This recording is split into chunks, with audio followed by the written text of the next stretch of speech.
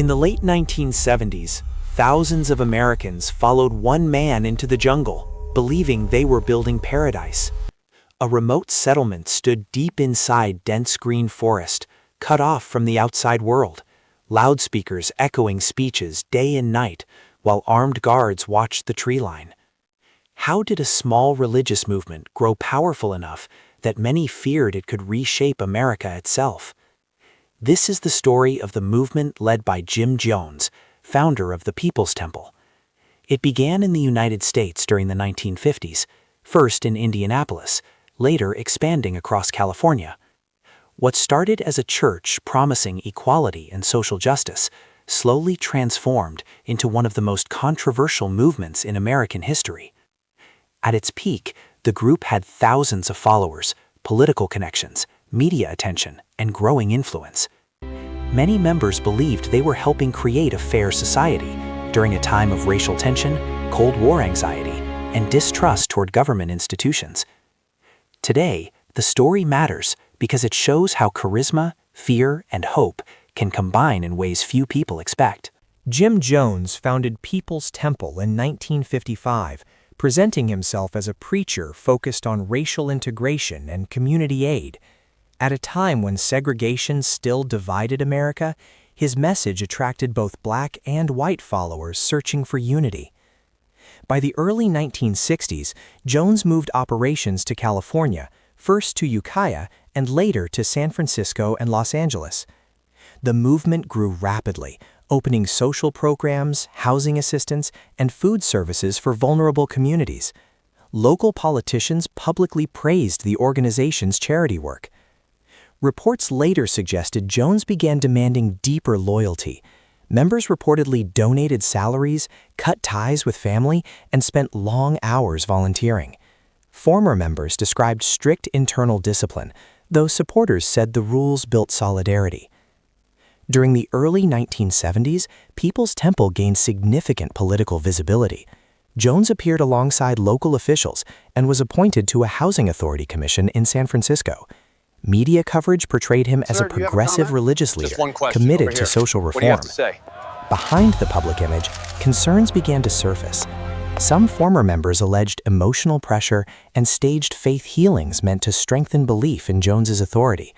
Investigative journalists started collecting testimonies.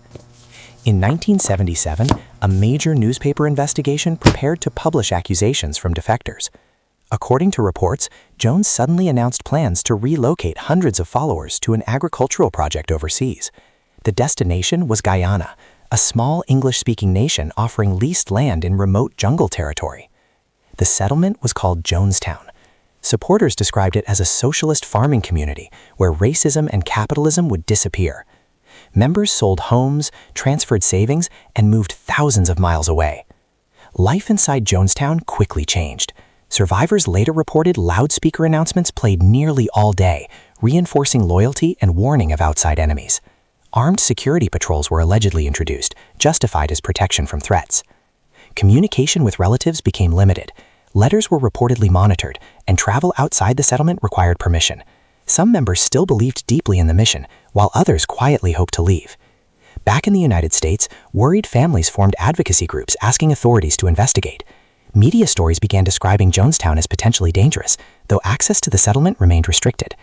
In November 1978, U.S. Congressman Leo Ryan traveled to Guyana with journalists and concerned family members. His goal was simple: verify whether citizens were living freely. At first, the visit appeared peaceful. Jonestown residents performed music and welcomed guests publicly. Cameras captured smiling faces and organized tours. But that night, several residents secretly passed notes asking for help leaving. Tension rose quickly as leadership realized defections were happening. Witness accounts later described fear spreading through the community. The next day, Congressman Ryan agreed to escort defectors back to the airstrip. As the group prepared to leave, chaos erupted. Armed individuals connected to Jonestown opened fire near the aircraft, killing Ryan and several others. News of the attack reached Jonestown hours later. According to recordings recovered afterwards, Jones gathered residents and delivered a long speech describing an imminent external threat. What followed became one of the most tragic events linked to an American-led movement abroad. Later investigations confirmed that more than 900 people died in Jonestown that day, including many children. Authorities concluded most deaths resulted from poison ingestion under coercive conditions, though details remain deeply painful and complex. The event shocked the United States and the world. Overnight, People's Temple changed from a respected social organization into a symbol of how belief, authority, and isolation can combine with devastating consequences.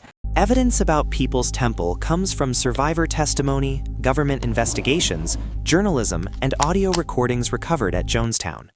One major piece of evidence is the death tape, an audio recording discovered by investigators documenting Jones addressing followers shortly before the mass deaths. The recording has been analyzed by historians and law enforcement. Survivors who escaped before or during the tragedy provided sworn testimonies describing strict control, sleep deprivation, and psychological pressure. These accounts were collected during congressional inquiries and later court proceedings. Investigative reporting by major newspapers documented early warning signs years before the relocation. Journalists reported allegations from defectors claiming manipulation and staged miracles. Guyana government officials and U.S. authorities conducted joint investigations confirming casualty numbers and identifying victims. Official reports verified the timeline surrounding Congressman Ryan's visit and the airstrip attack. Photographs and film taken by visiting journalists show organized living areas, agricultural work, and communal gatherings. These visuals support both narratives, a functioning community and an increasingly controlled environment. The Federal Bureau of Investigation later released thousands of pages of files related to People's Temple operations, communications, and survivor interviews. These records remain among the primary historical sources studied today. Historians continue to debate how much control members truly had in their final decisions. Some researchers argue many followers remained committed believers who trusted Jones completely. Others emphasize coercion, fear, and lack of escape options. There is also disagreement about when the movement crossed the line from unconventional religious group into destructive cult.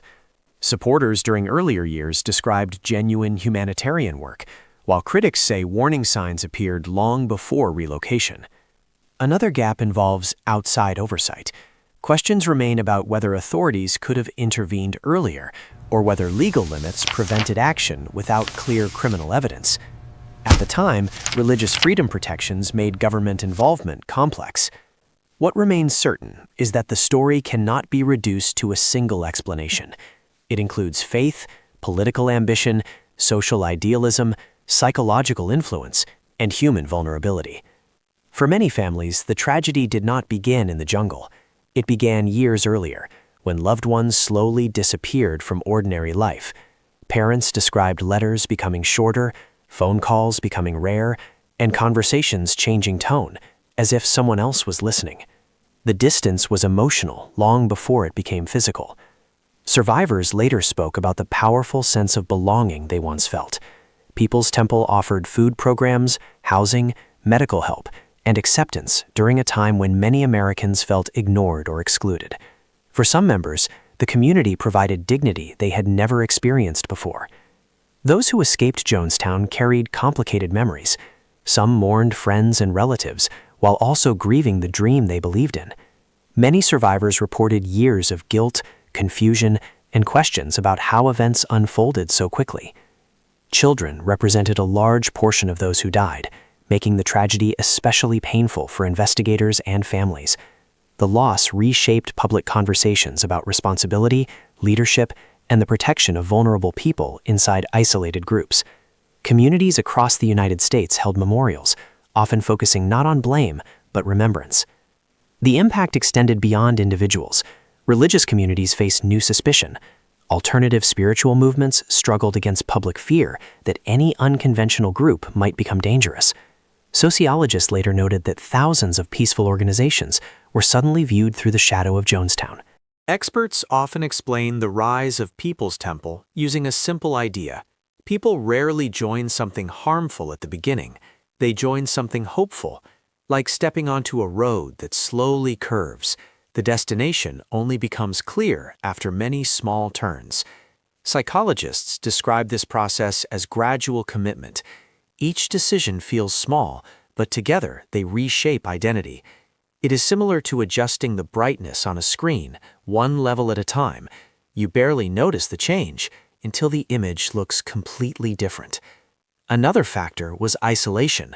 When a group moves away from outside feedback, leaders gain greater influence over reality itself. Experts compare it to living inside an echo chamber, where only one voice defines truth. Legal scholars also study Jonestown as a turning point in discussions about religious freedom and government responsibility. Democracies protect belief systems, yet they also face pressure to intervene when allegations of harm appear. The tragedy forced lawmakers and journalists to ask where that boundary should exist. Media historians note that Jonestown changed journalism.